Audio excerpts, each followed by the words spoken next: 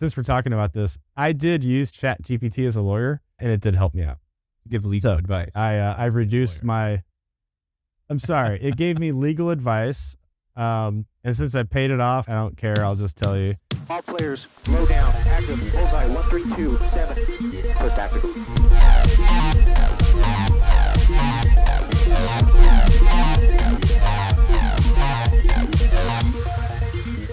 Lights on. All right, we're live. It's been a minute, hasn't it, between Jake, Tim, and I. So today we have no guest, no interview. We're just going to catch up. Episode 6 is the last time the three of us got together. So how's it going? Good, man. It's been an interesting couple of weeks, hasn't it? It has. There's definitely been some drama, and then I took a vacation, and then I came back to more drama, and it just reinforces do not take vacations. We got Chinese balloons, autonomous fighter aircraft, banks melting down. I mean, yeah, TikTok in Congress, AI is going crazy on the internet. So let's get started. Well, Tim, you haven't pitched in yet, so welcome, Tim. He's the the quiet man in the back of the room. Hello. Pondering, judging what he does. I'm still just admiring Jake's viral tweet the other day from South by. So yeah, let's start with the tweet and then the context of how that relates to Silicon Valley Bank. okay. So the tweet was very simple. It's the picture of a menu, Harry's Steakhouse in Austin during South by Southwest, with an SVB logo on the menu. And the tweet is just, I'm at an SVB steak dinner and they haven't asked me to go Dutch yet. Yeah. because this is the first day of my arrival at South by. It's the Thursday when SVB is melting down. I'm on the plane on the way to Austin, Texas, and I started getting text messages from all of our founders saying, is SVB melting down? Do I need to move my money out? What's going on? What's the thing to do here? I don't tend to buy internet on the airplane because I'm trying to get work done instead of check my email and be on Twitter. But I bought the internet, saw what was going on, and started trying to do what I could from the air. What was funny is I had just gotten my way into the SVB steak dinner that night at Harry's. Our pal Jimmy Colerain got me an invite to SVB. I do not bank with SVB. And so I get into Austin. I've been dealing with founders all day long, trying to figure out what's going on. I meet up with some friends at the Driscoll. We have a drink. We're all going to the SVB dinner. And the conversation is, should we even go? Are they going to be there? This is going to be super awkward, right? So we go, obviously. We show up. There's maybe 25 people there. Presumably everyone there, or almost everyone there, is a fund manager that banks with SVB, right? I don't, but presumably almost everyone there does. Otherwise, why would you be invited to this dinner? Everyone's standing around, drinking cocktails, having a great time, chatting about everything, but not chatting about SVB. The host asks us all to sit down, dinner starts, doesn't say a single word about the fact that there's been a run on the bank and that, they're at this point only 8 hours away from the FDIC stepping in and shutting the bank down. Isn't that kind of awkward? Yeah, this is really awkward, yeah? We're having this dinner, nice steak dinner. No one wants to talk about the elephant in the room. Super awkward. Super awkward. Maybe they wanted to get the steak first. I'm chatting about it in the corner of the room with the people next to me, right? But at the end of the night, I grab the host and I pull her aside and I'm like, look, are you actually not going to address the elephant in the room? This is crazy, right? You have to say something about what's going on today. And she towed the party line. She said, this is just a blip. It's an income statement issue. It's not a balance sheet thing. We're strong. Don't worry. We're going to be fine. But then the next thing she said was, and I've been getting calls from recruiters all day, so I feel okay. And I was like, oh yeah, she is. Oh. She's, at least in the back of her mind, she's sort of already checked out. The flip side is I feel, in retrospect, a lot of empathy for the SVB hosts, right? I'm sure this dinner had been planned months in advance. They'd probably already paid for it. The bank melts down hours before the dinner happens. What could they do? They kind of had to show up. It's a public company, so they basically have to say exactly what the CEO said in the official public statements. You can't say anything else. But it makes for a truly bizarre moment in time. That is weird. So for everyone who is not tracking, this is a little bit of old news by the time this comes out. But again, this is a podcast about national security. So can we just zoom out, Jake, if you want to tie it back into like what is SVB and why does it matter for national security? Yeah, so that was the interesting storyline that developed over the weekend at South by, was the national security angle. So Silicon Valley Bank, SVB, is the largest bank in the tech sector. So they bank 40% roughly of technology startups in the US. Now, some of the startups obviously are photo sharing apps and dog dating apps and stuff that like no one really cares about. But, and You don't care about dog dating apps? What's wrong with you? I want dogs to be happy too, Mike. But I say I'm old fashioned. You meet at the playground. Meet at the playground. I love it. Run up and sniff it. No, but like some of these companies, just as many are, rocket launch companies, directed energy companies, AI companies, right? Like companies that are building national security relevant technology. Maybe Shield AI, maybe Anduril, I don't know, but they bank a lot of very important businesses. And there was a real risk that if the deposits were not backstopped by the FDIC and freed up on Monday, that a lot of these companies wouldn't be able to make payroll. Even if they had sort of the assets you'd need to have to make payroll in different places, whatever. Some of the payroll companies themselves banked with SVB, and SVB handled sort of the clearing. So there was a chance that these companies would miss payroll, and because of that, some of them might go under, particularly companies that had most of their treasury with SVB if it hadn't been backstopped by the FDIC.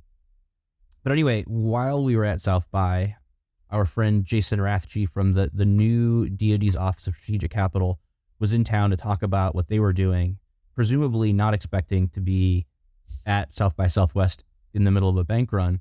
But it was interesting because he did address it a little bit on, I believe, Saturday. So we're like a day and a half into the bank run and the sort of the class of SVB. And it sounded like his office had become somewhat of a hub on the defense side for trying to figure out what you might do if there wasn't an FDIC solution, at least in the short term, to backstop some of the most important technologies, important companies, on Monday. So thankfully, we don't have to test whatever they had discussed behind closed doors, but at least it's comforting to know that there is an office now to address these issues, that they were having discussions. One of the things that I saw a few articles about, they discussed the accelerated payments, which is something that they used as a playbook from COVID when they had some supply chain disruptions for defense companies and the employees couldn't come to work and so they couldn't meet their contractual obligations. They did this accelerated payment scheme where they would pay them ahead of time for the work to be done to basically give them the cash flow to keep the lights on.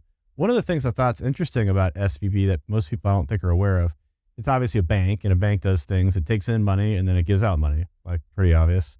But the way that the business model for that bank worked, then we can talk about how it got into trouble. But the way it worked, which is what really became, I think, the pressure point on the tech sector, is that it gave out a lot of loans, but the conditions of those loans is that those companies would have to then do all of their banking through the SVB. So, hey, we'll give you a $10 million loan to go to do this stuff, but your payroll, your company credit cards, everything has to be run through us. And so when you had that, should we take our money out of the bank?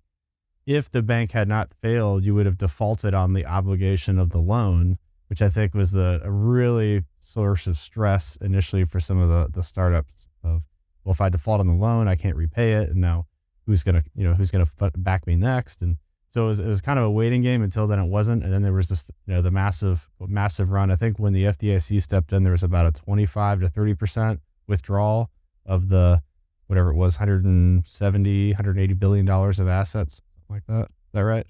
I heard that there was the demand on Friday for withdrawals. So this is the day the FDIC stepped in, was $100 billion. And I think on Thursday it might have been like 40 or 50, but I'm not sure about the Thursday number. And then for the defense stuff, I went back and looked at it because there was a lot of stuff talking about the bank and talking about we shouldn't bail them out, which is a whole, I think, a misconstrued conversation.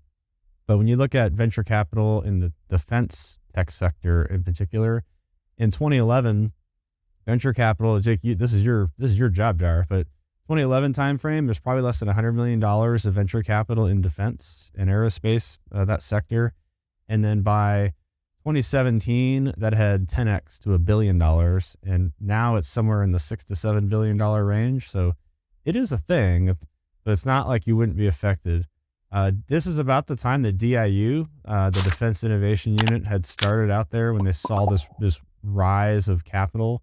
Like, how can we interact with dual-use technology companies, get stuff into the Department of Defense? And so they were affected.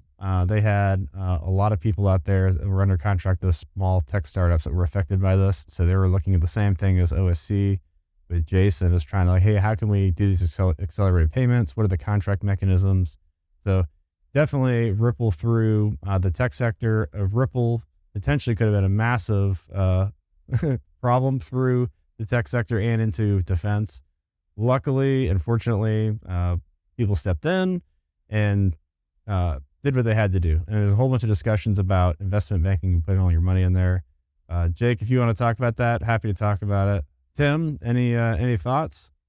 Yeah, I mean, you pretty much hit it right. The part that was kind of eye-opening to me, right, was the random discourse on Twitter and all the other socials and things like that, where some expectation that people, should be, instead of working on their business, that they should be, ensuring that each bank account in there that, has $250,000 and they have, 14 or 200 bank accounts or whatever it is to maintain that deposit insurance. And that, to me, I don't know, just kind of rubbed me the wrong way in a little bit. But I mean, whenever you're going to put your money in the bank, obviously you accept some risk, and there are different things that you can do to sweep those funds into, like, money markets and things like that. But when people are, I think the realization that I had is, whenever you're like 2 degrees like removed, or 2 degrees of separation from the problem, right? Like, it doesn't affect me, doesn't affect my friends. It doesn't, it doesn't affect a friend of a friend, but like their friends, right? It's very, very easy to, it seems, to just be really callous about that, right? And just flippant, and it doesn't matter. It's somebody else's problem. It's not going to affect me. And I think that there's a lot more interconnectedness, that these things, they all like just fall just like dominoes, right? One thing affects the next, and then before you know it, sooner or later something's going to happen. So yeah, that was pretty eye opening, I think, at least on my end. Yeah, the internet has no empathy. I think empathy is the path to enlightenment, right? You want to know what's going on? Just think about it for a second. Have some empathy. And for those who are tracking, if the FDIC had not stepped in over the weekend, on Monday morning, there probably would have been a run on small regional banks. There's about 2,000 banks across the U.S. that would have not been able to meet their obligations. As it turns out, and this is kind of why there's an FDIC insurance, if everyone who had money in a bank went to the bank, there's not enough money in the bank to give to the people who want the money. That's the whole point of a bank. It's a little bit of a shell game of moving money around and having available funds for withdrawal. That's why there's withdrawal limits. So it is not necessarily a flaw of this particular bank. It is how the banking system is set up. You usually don't think about it. I think that's the big difference. Is a lot of people were thinking about it when they saw what happened with SVB, because it's a publicly traded company. They had bought, my understanding is they bought a lot of long yield or low yield, long duration bonds when the interest rates were really, really, really low. Those interest rates have gone way, way up. And so they decided to take a loss on over $1 billion of bonds on paper.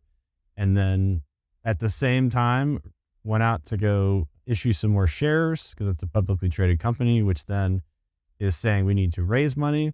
And then in the midst of this, the leadership of the company completely bobbled the messaging of what they were doing. And that created a lot of angst. And that angst is what started the first person going, well, I think I should take my money out.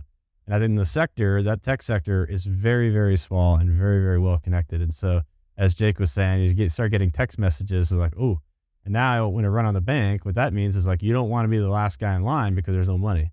That's really what it comes down to. The number one rule in a bank run is don't be the last guy in the bank run. That's right. Banks, just like you said, banks are built on psychology. And once the house of cards starts to collapse, it's pretty hard to get out of the way. It's like a freight train.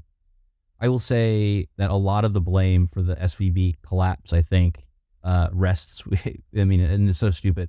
It rests with the corporate communications department of SVB.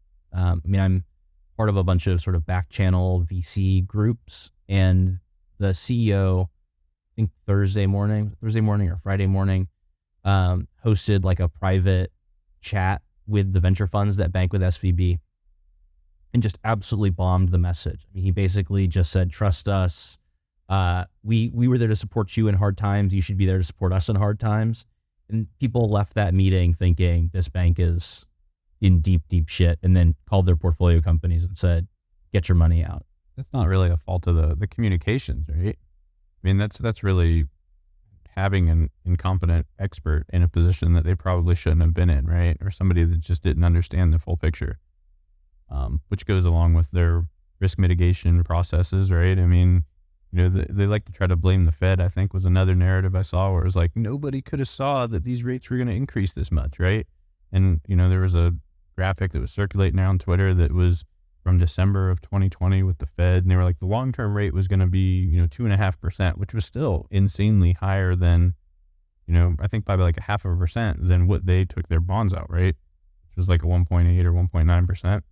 And so there's just failure on really, I guess I wouldn't say failure. I mean, ultimately, yeah, but it's really just, a failure to identify and mitigate risk in a lot of ways, that they just allowed themselves to, either through complacency or incompetence or any number of reasons, find themselves kind of backed into a corner. Yeah. The side note, this event, besides creating a whole bunch of stuff on social media and memes, there is an entire line of epic t-shirts about the famous 2023 bank run. So there's people like running like marathons with the SVP marathon, the bank run, and it's really good. Oh, nice. So, I gotta love the humor. That's how you get through a lot of this stuff. All right, let's talk about what is going to be Jake and Tim's favorite topic, which is TikTok. So for those of you who have not been following along the history, Jake hates TikTok with a passion, and Tim loves TikTok. In fact, in our group chat, I think almost every text message we get from Tim is, hey, check this out. And it's a link to TikTok. So even though Jake doesn't have the app TikTok and he hates it, he has to click on all of these TikTok URLs to actually see what Tim is talking about, which is, I think, hilarious. And I don't even know. I think half the time Jake's like, I'm not clicking it. And I got to bust out the burner phone. Yeah, bust out the burner I had to buy a burner phone just for this. Okay. My heart is warm every time I can drop one of those links in there. Maybe not for much longer. Yeah, let's talk about that. So Tim is one of 150 million Americans that are on TikTok right now.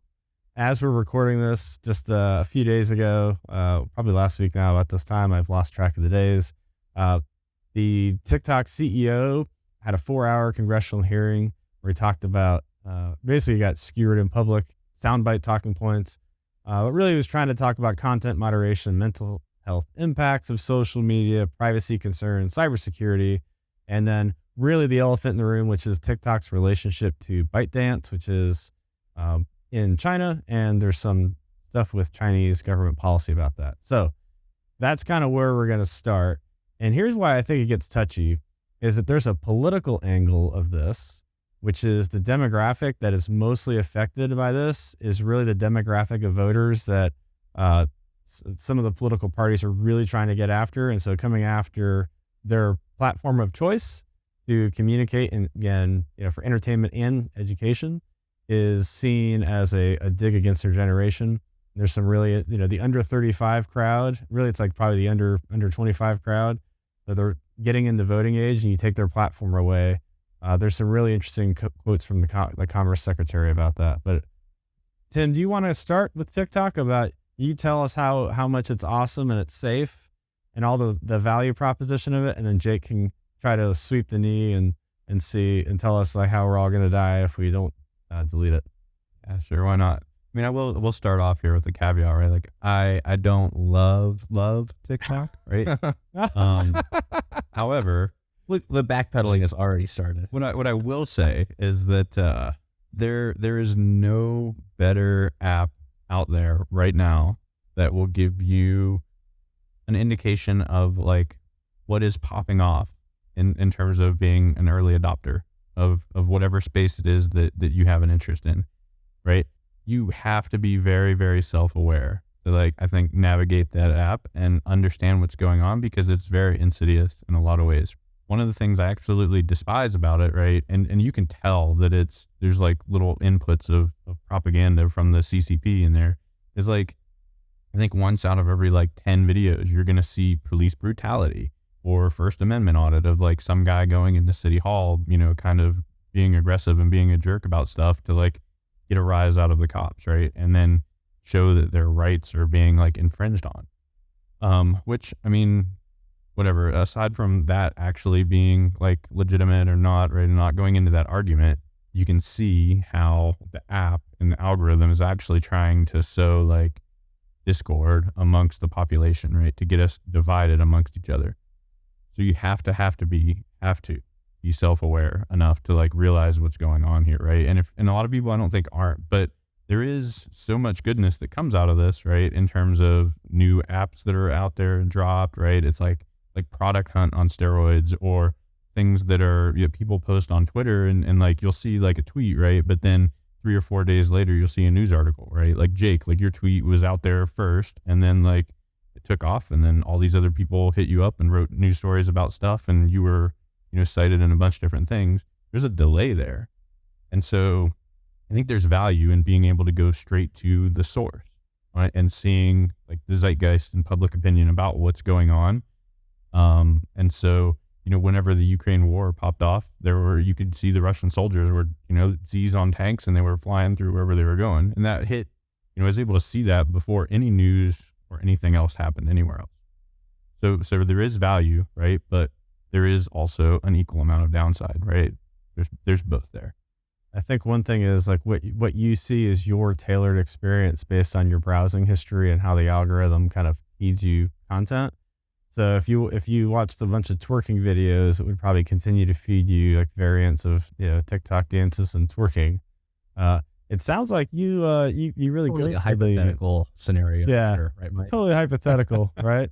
Yeah. It's showing me cats hitting like the birdie from the badminton thing now. They're like bouncing them back and forth. It's pretty cool.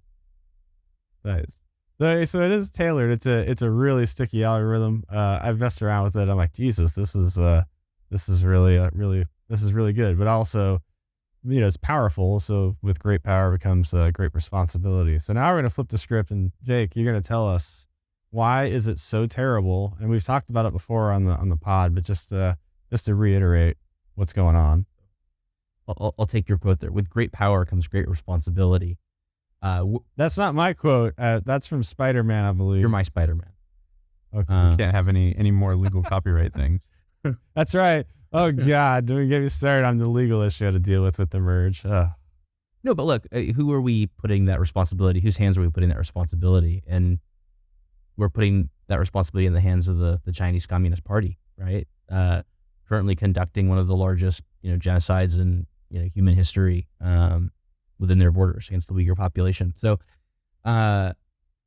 it's a powerful tool, and it's a tool that can be used for nefarious purposes. I know, Tim, this week you said that after the hearings, you noticed an actual uptick in anti-American propaganda in your feed, right? I mean, cause and effect. They have absolute control over their algorithm and what they're feeding to Americans.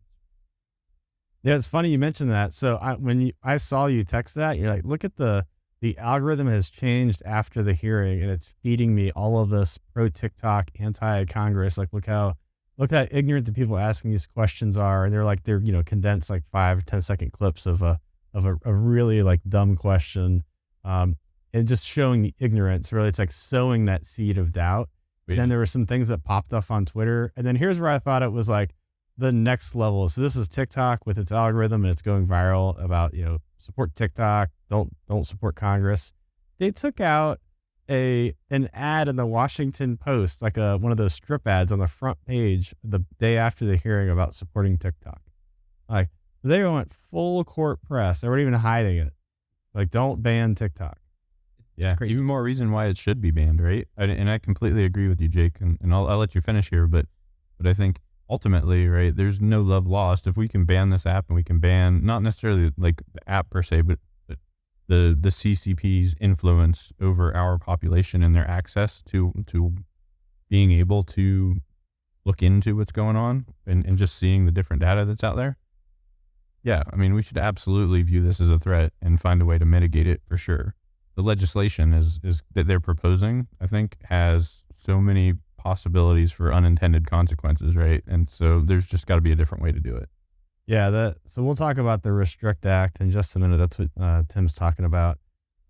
Jake, have you had a chance to look at that yet? I haven't dug into it. Okay. Well, we'll just postulate through some of the language. The language is very, very vague on purpose, but the more vague the language is, the more authority you grant to the executive branch to do things that maybe or may not were intended.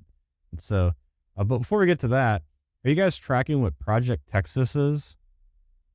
Yeah. So Have you heard of that? theoretically, this is TikTok's attempt to store American data only in American servers. So basically to corral off the data here in the States. Yep. So it is to relocate all U.S. user data to domestic servers, and then they would allow Oracle, which is a U.S. tech company, to basically scrutinize TikTok source code and then be a third-party monitor. That's the pitch. Like, don't ban TikTok. We'll firewall it. And oh, by the way, a lot of other apps actually do that right now. So you have government provisioned architectures on commercial apps that do that. So they have a US-based server. It's firewalled so it doesn't get routed through China or anything, and now you can use it for government purposes. So it's not something that's unheard of. It's actually very, very common with apps that have a national security connection. But I don't know how feasible this is to. I think it's too little too late. That's probably going to take a long time to get to where that's actually the solution. I mean, I would imagine that's like a year away kind of effort if they started today. My opinion is, I think too little too late, almost impossible to verify that the data is actually staying just in the U.S. and that there is no backdoor for the CCP to access.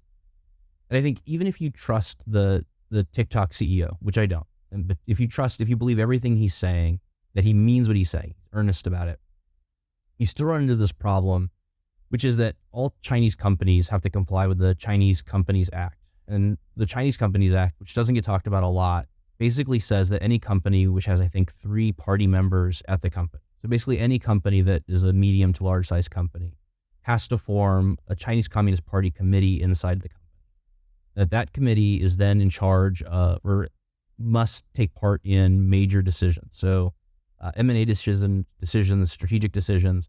And the goal of those committees is to make sure that the company is living up to the ideals of the party and facilitating the goals of the party. Those committees, ultimately, the expectation is that companies will hire senior executives from the ranks of the company committees. And so what you end up with is companies that may have started out as private enterprises in China, but by the time they are medium to large size companies, they've become just extensions of the state, right? They are totally controlled by party members. And ByteDance is definitely a large company in China, which means that the headquarters, all the decisions are being filtered at some point through the Chinese Communist Party. So even if you believe the TikTok CEO, he's reporting to somebody. He's got family members who are within the reach of the Chinese Communist Party.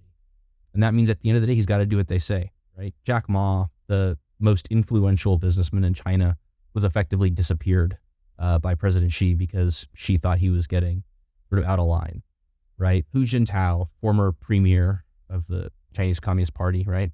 Party, was escorted out of the last party congress by force, presumably because he got out of line. Like, there is no getting out of line in China.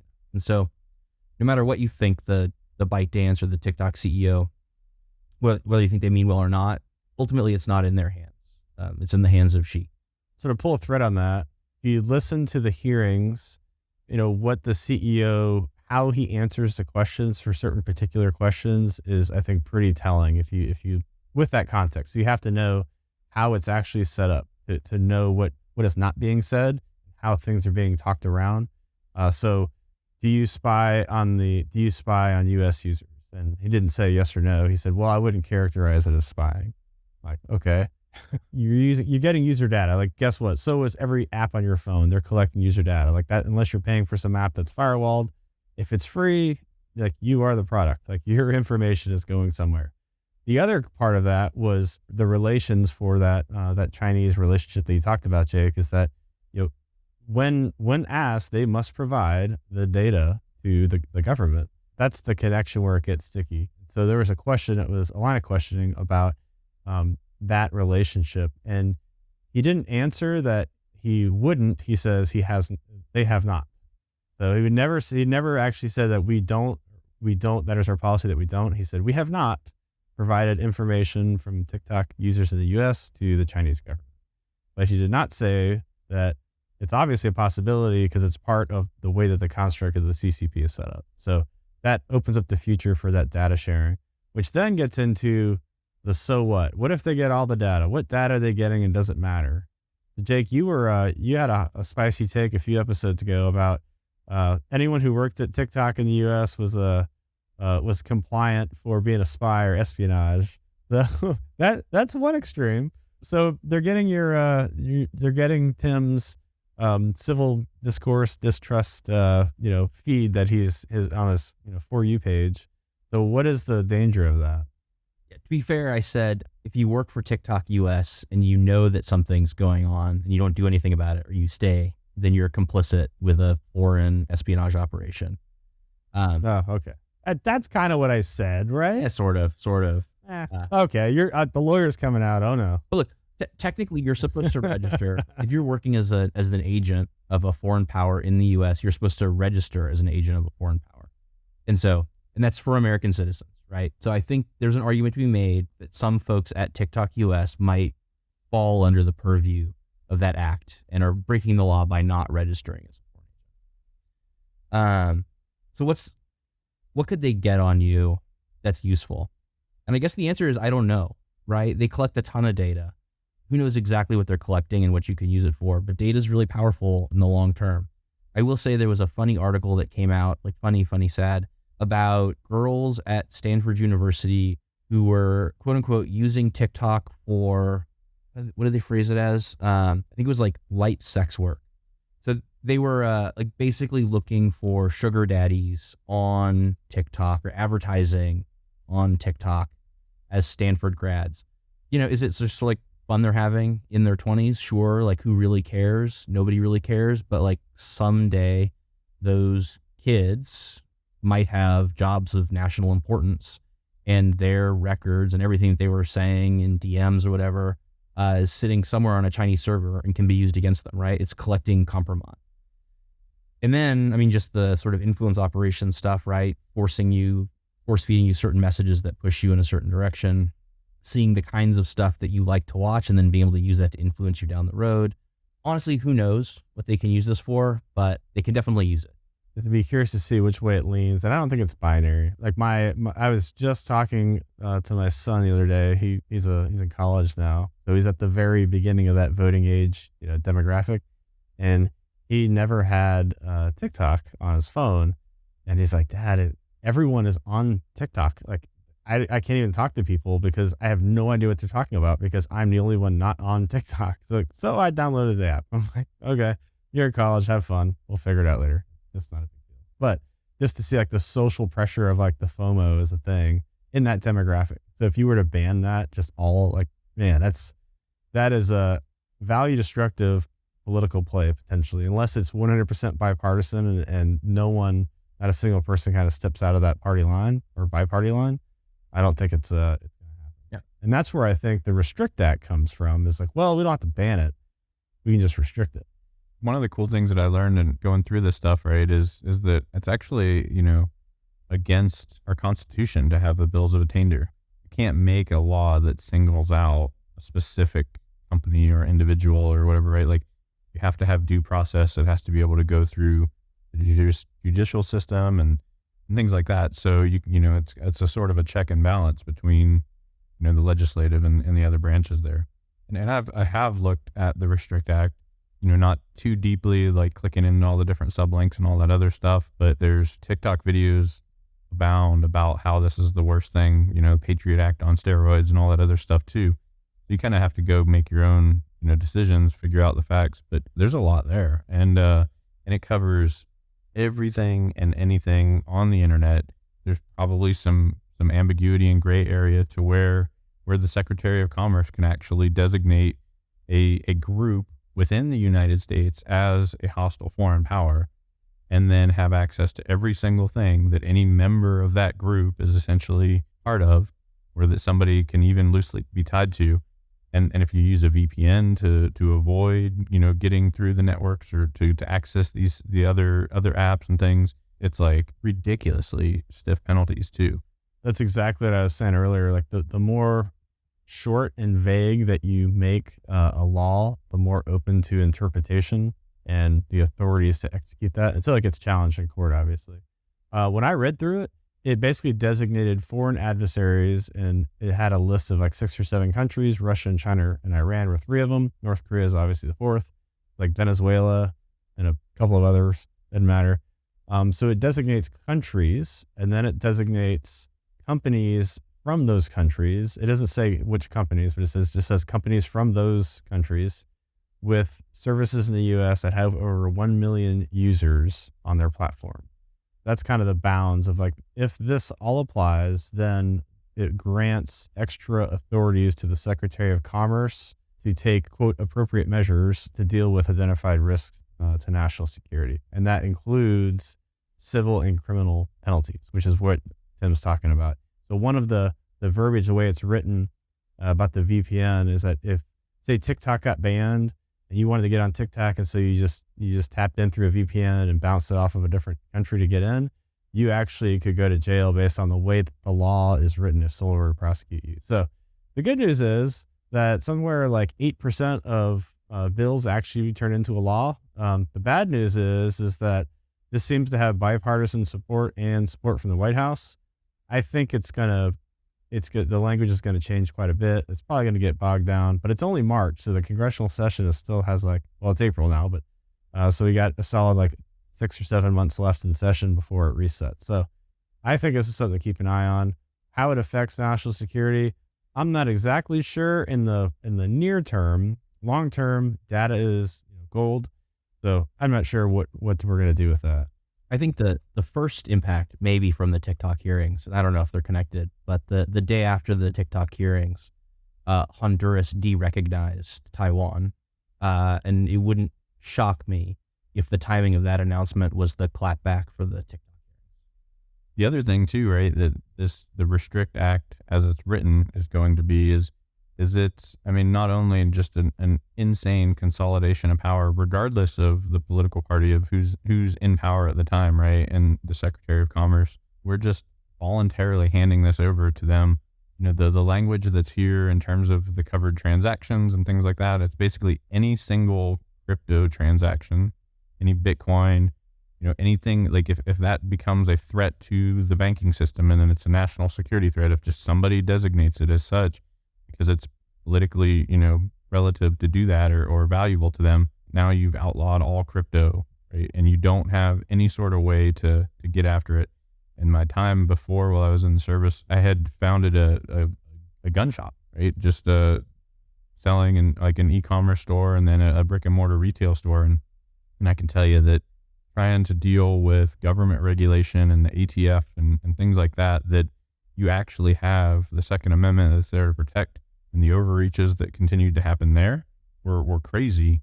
Like, to have something of a law like this, the way that it's written, to be able to just go after something like crypto or anything that is against the norm or that is a challenge to the power of the state without even the protection of the Second Amendment, right, or any other amendment, it's going to be absolutely ridiculous and chaotic and so difficult to challenge and protect yourself for. So for those who don't use TikTok and micronap through most of the stuff we're talking about, it's okay. I don't use TikTok, but it is a very important issue because it's a slippery slope for some other things going on. So let's pivot into something that, unless you live under a rock, there is no way that you have not been following or at least seeing what's been going on with generative artificial intelligence. So let's talk about that. Where do we want to start with this? We covered ChatGPT I don't know, 3 or 4 or 5 episodes ago. Let's start with kind of what's been happening lately. So let's talk about chatbots for a bit. Recently, ChatGPT, which is from OpenAI, they released GPT-4, the Generative Pretext Transformer 4, and it has a subscription model, so you can pay $20 a month to use it, which is pretty cool.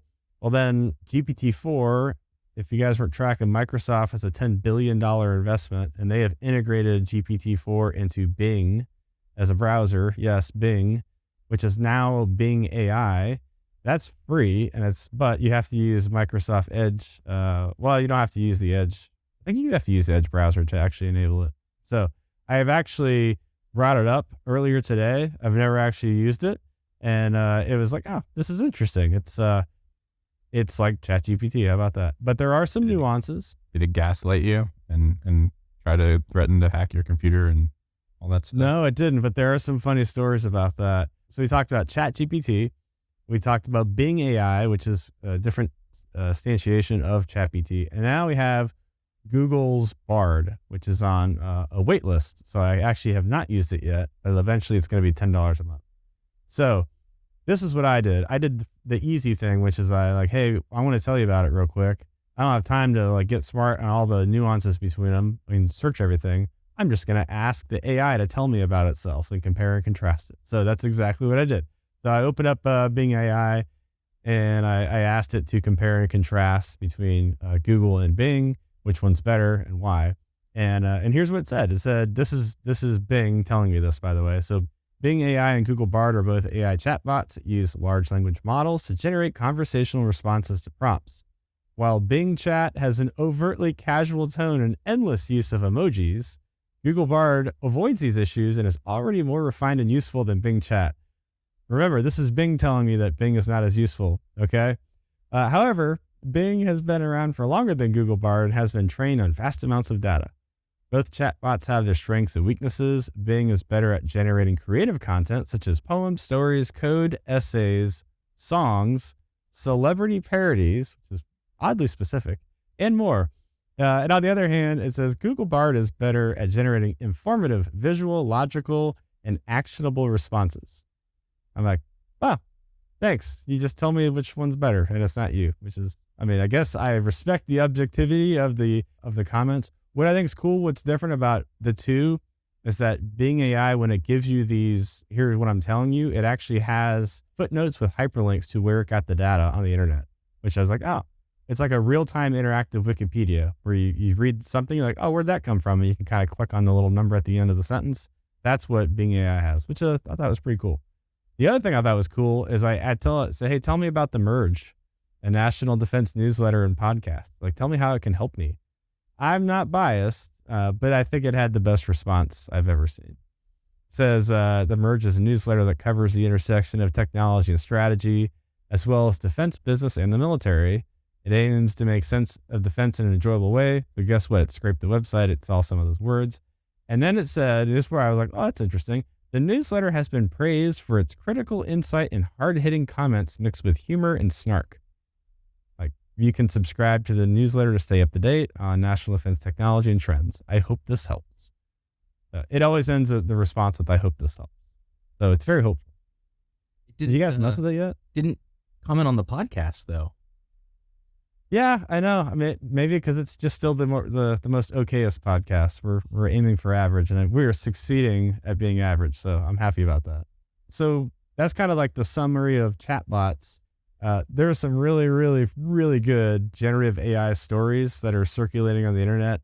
Can you guys think of a couple that you've heard lately? I've got a couple teed up if you don't.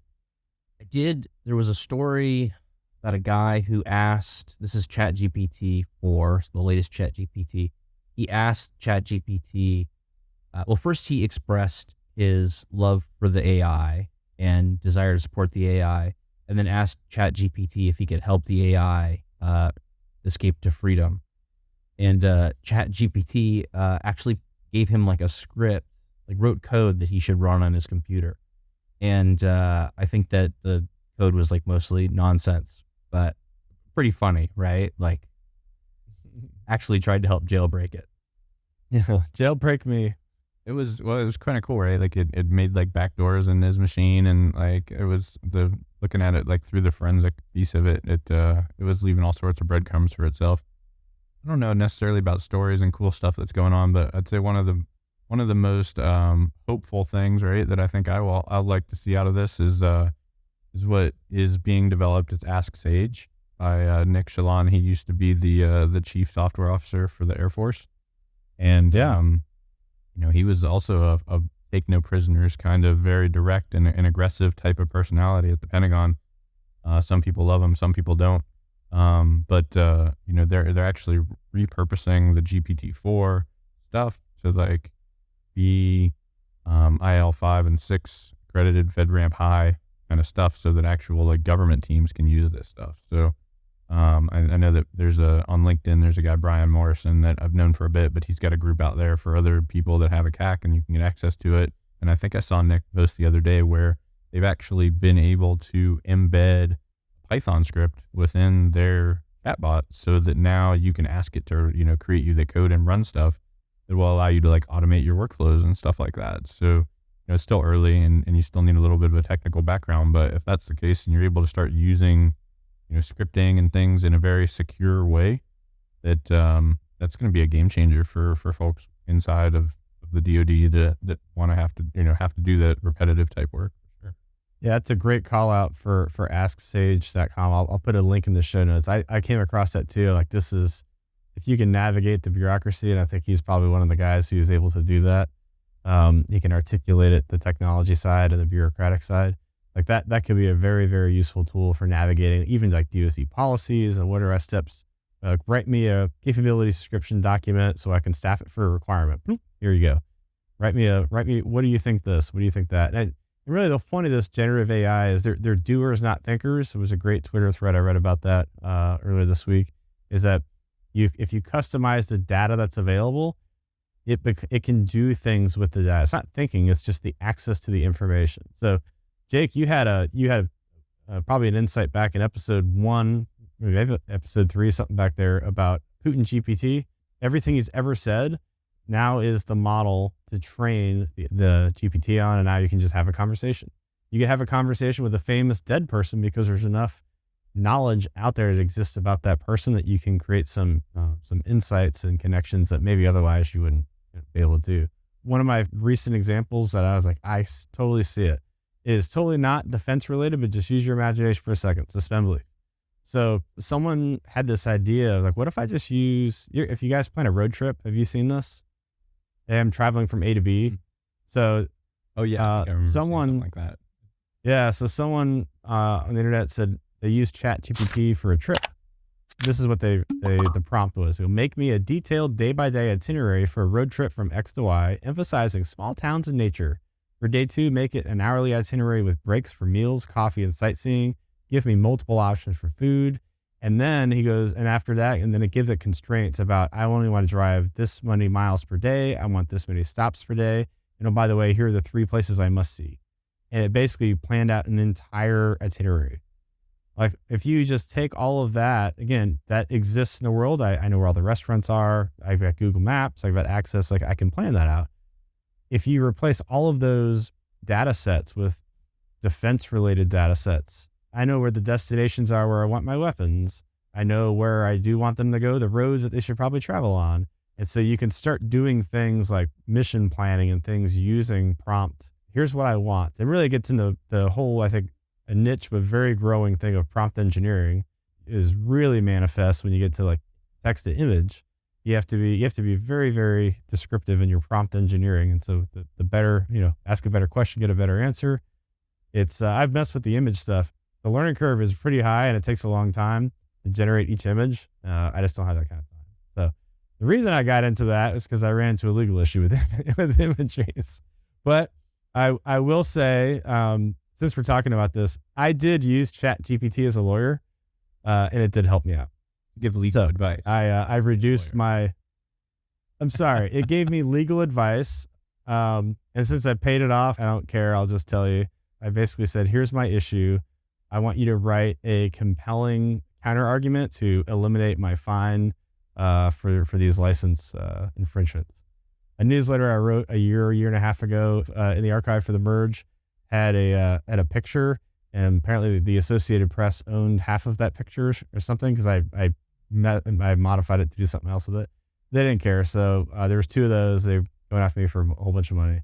So bottom line is I used ChatGPT to settle it for a lot less than I normally would have had to pay. And so yeah, so thank you ChatGPT. I appreciate it. Free legal Yeah, advice. it's pretty for sick. $20 a month. Yeah. So I think the other thing that's been super impressive, and I can I dropped the link in the Google Drive, so maybe you can post it for the show or look through it. But a guy he goes by Yohei on Twitter, and he's created it's a task driven autonomous agent, and so using the plugins that OpenAI had released with what they do for GPT-4, it says that he uses OpenAI, Pinecone vector search, a LangChain AI framework, which I have no idea what those really are. I haven't dug into, but there's basically an overview here where you just have to provide an objective and a task to the chatbot, and it is, hey, I want you to generate your next task, and you give it some context, and it goes through an execution agent and then stores that result to memory, and then that goes back to a task creation agent and saves that back to memory, but also then goes back to the queue. And so it's kind of like this loop that it gets stuck into, and it can actually be really, really effective in creative type tasks. For now, you're asking it to create a business for you. I have $100 or $1,000. I want to grow it to this, or any of those kinds of things, right? It's just absolutely insane of what is going on and what can be done with this. And to kind of tie this back, imagine if you have the data set that TikTok or ByteDance is providing to you on every single person in the country, and now you want to go to war with that country. You have just this massive, massive competitive advantage of data, these agents to go sift through and synthesize in a way that just really compresses the OODA loop and allows them to out execute your adversary. So absolutely need to be paying attention to this stuff. So as we're recording this, I think it was yesterday, Elon Musk and about 1,000 other influential thought leaders in the tech sector have called for suspending continued efforts into generative AI for now. And I think it's overwhelming of just how rapid it's growing. If 6 months ago, if you would have Googled generative AI for images or something, there may have been like 1 company or 2. There's like 100 right now. It's ridiculous. There's when you get into like deep fake videos and it's just, you will get to the point by the end of this year where you can do text to video that makes very good videos. Like, we don't even need people. There's one I just saw where you could sing a song or just read some lyrics, and it will turn you into a famous rapper, and they will do the whole song for you. Like, so you could actually generate, it was a Kanye West.ai. It was hilarious. Someone did a whole rap about how Kanye was so sorry for everything he's done over the past like year, and put it through that, and it sounded just like him. I'm like, that's funny. That's really funny. There's a lot of really, really powerful tools that are just now getting out into the public to mess around with. And I think, every week that goes by, there's going to be a new discovery of like, oh, I should have, what I did? I should have used it to do my taxes. That's what I should have done, because it could have helped me out. I think, like, find me some ways to save more money that maybe TurboTax doesn't help me with. I think the ChatGPT 4 feature I would pay for 100% would be not the $20 a month unlimited searches, but it's give me the data set that you want to train a custom AI on, and we'll have our data set and then we'll do yours, right? So it's the Putin example, but it could also be I'm going to give you all my tax documents and sort of my pattern of life info, and you turn that into a tax filing, right? Yeah. I've got a book recommendation for the listeners, which is the author is Daniel Suarez, and the book is Damon. And it is a book about AI that it doesn't take over the world, but it does a bunch of nefarious stuff in the real world. And what's so compelling about the story is that the AI is not actually strong AI. So it's not like an actual artificial intelligence. It's not a thinking machine. It is a series of weak AIs that are very cleverly tied together with things that can impact the real world and sensors in the real world, that has the appearance of being, sort of the next Terminator, right?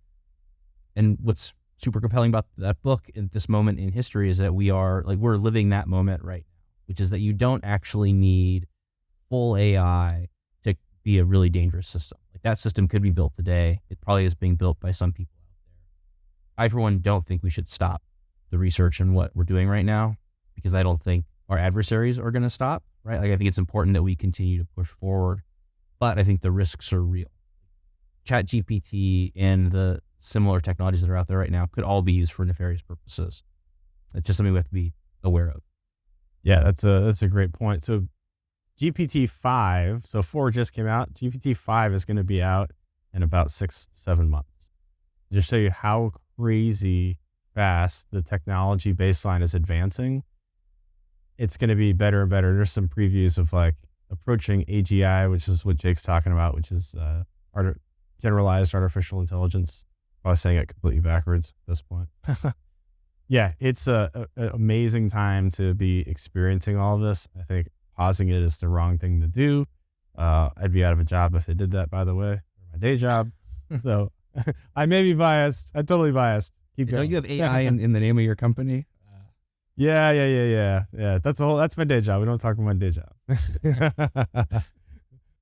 kind of thought provoking, right? Where I think there's like a cycle of things happen every 80 years, right? And it's the old phrase of hard men create good times and good times create weak men and weak men create whatever that cycle is, right? Like Hard time. the thing there, but yeah, that thing, hard times. And I think, we're kind of in that cycle and we're right about 80 years away from World War II and the Enola Gay and all that stuff that went down.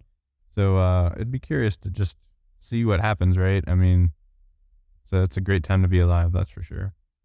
Yeah, Jake, did you see David Sachs had a tweet like last week? I know. Just bear with me here, though, All right? all right. You got to sift through the noise sometimes. So, yeah, and I was like, that, like, very well said. So I've got the tweet right here. So he says, every new technology wave causes a previous one to be reinterpreted as stepping stones. And he gives through a few examples. So the personal computer, the stepping stone was the mainframe was shrunk down so everyone could have a computer.